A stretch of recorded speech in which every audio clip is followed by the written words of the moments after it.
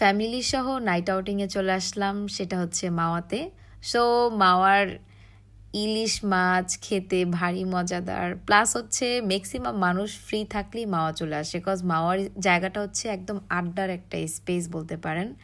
আর আমার ভালো লাগে মূলত হচ্ছে এই যে মেলায় গান টান করে, সেগুলোই আমার কাছে অনেক বেশি আমি এনজয় করি।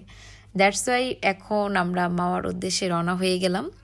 কিন্তু দুঃখজনক বিষয় হচ্ছে মানে মাওয়ার মধ্যে যেতে যেতে আমরা চোখে কিছুই দেখতেছিলাম না। মানে এরকম ফিল হচ্ছিল যে মাওয়ার কুয়াশাটা দেখতে মনে হচ্ছে মানে আগুন ধরে না, আগুন ধরার পরে যেই কালো ধোঁয়া, মানে সেই ধোঁয়াটা ফিল করতেছিলাম। হয়তো আপনারা ভিডিওতে সেটা খেয়াল করছেন না, কজ আসল ভিডিওটাই আমি আপনাদেরকে শো করিনি। এই তো অলরেডি কিন্তু দেখতে পাচ্ছেন।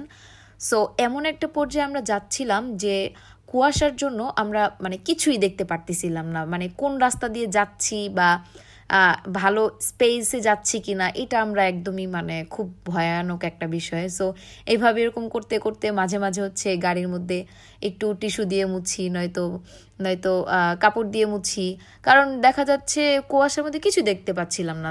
দেন আমরা অন্য গাড়িগুলোকে ফলো করে দেন হচ্ছে ফোনের লাইট জ্বালিয়ে তারপর গাড়ির লাইটিংয়ে সো অবশেষে আমরা আমাদের গন্তব্যে চলে এসেছি। ফার্স্টে আমরা শখের হাড়িতে গিয়েছিলাম।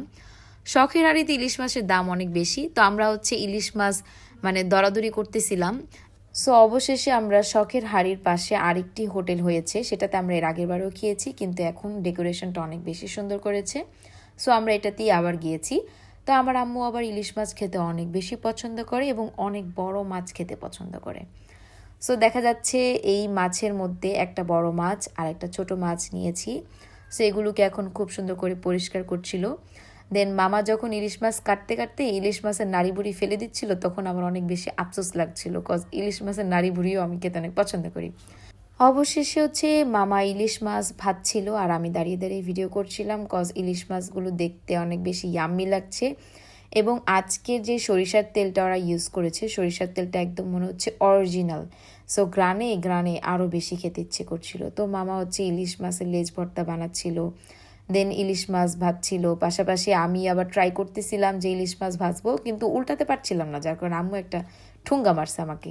সো যাই হোক, আগের বারে তাও সুন্দর করে ইলিশ মাছ উঠাতে পারছিলাম, কিন্তু এবারকে আমি পারছিলামই না। যাই হোক, আমরা এখন খেতে বসে গিয়েছি। এই তো আমাদের খাবার দাবার সব কিছু একদম সামনে চলে আসছে। আর মজার বিষয় হচ্ছে আমি কিন্তু অনেক দিন ধরে রাতে ভাত খাওয়া বন্ধ করে দিয়েছি, কিন্তু মাওয়া এসে কি আর ভাত খাওয়া বন্ধ করতে পারি বলেন? এই যে ইলিশ মাছ দেখলে তো এমনি লোভনীয় হয়ে ওঠে জিবাটা। আমাদের খাওয়া দাওয়া শেষ করে আমরা চলে গেলাম হচ্ছে পদ্মার যে ফেরিঘাটটা আম্মু দেখতে চাচ্ছিল, কিন্তু আমরা পদ্মার ফেরিঘাটটা আর দেখাতে পারিনি। কিন্তু এখানে অনেক মেলার কারণে অনেক কিছু মানে মাটির অনেক জিনিসপত্র, দেন জুয়েলারি আইটেম অনেক কিছু দেখা যাচ্ছিল।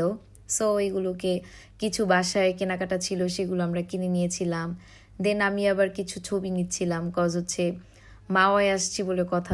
দেন আম্মু আবার মালাই চা খাবে, সো মালাই চায়ের আড্ডা দেওয়া হয়েছিল, কিন্তু আমি খাইনি, কজ রাতের বেলা চা খেলে আমার ঘুম একেবারেই টোটালি চলে যাবে।